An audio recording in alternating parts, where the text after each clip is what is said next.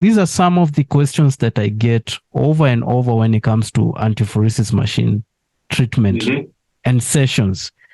A client is happy. Finally, I have a device. Now my journey for, sweat reduction has already started. But the question is, do they even know what they're doing?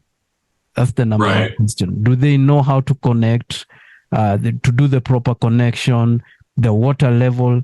In fact, my greatest question to you, which I would really want you to clarify, is on the water level. Sure. How much is enough?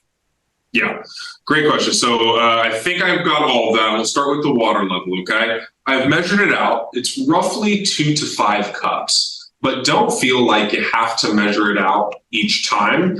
Really, as long as you're getting your, let's say the blue foam here, if you've got the Fischer, as long as that's becoming nice and damp, that's all the water that you need. Again, imagine if you had just wet towels in there, right? You don't have to fill the entire tray with water.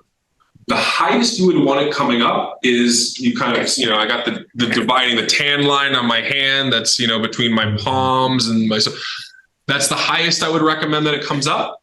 Okay. Reason being, you don't want it coming up over your fingertips.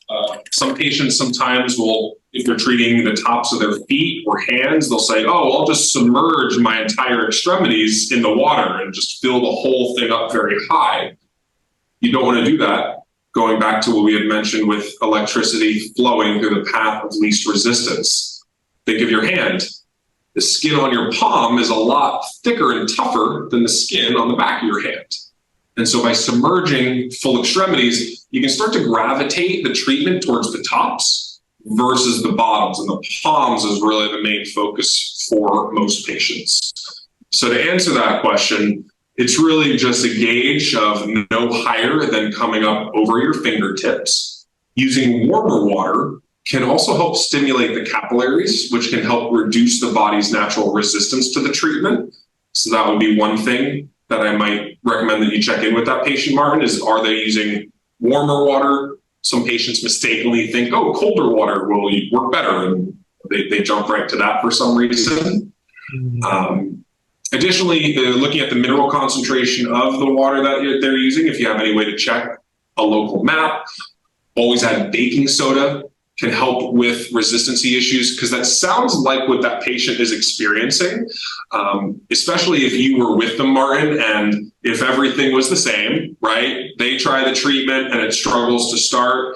You try it in the same conditions and it starts no problem. It could be that that patient has a higher resistance, of which warmer water, baking soda are usually my first 2 recommendations. But what's nice is with the Fischer, for patients, I've had some patients where the resistance fluctuates according to extremity. So they have issues with their hands having high resistance, but their feet, no problems. So what they'll do is they'll treat their hands and feet at the same time. And the resistance from one area helps overcome the resistance from another, and they're able to start the treatment, no problem. Hopefully this is not a case where that patient you have in mind falls into the small percentage of people where Ionto doesn't work out for them.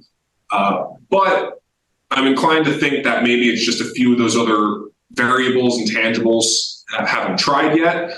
So I would recommend going through all of those steps to see if, maybe you can figure out which of those things was resulting in, struggling with the treatment.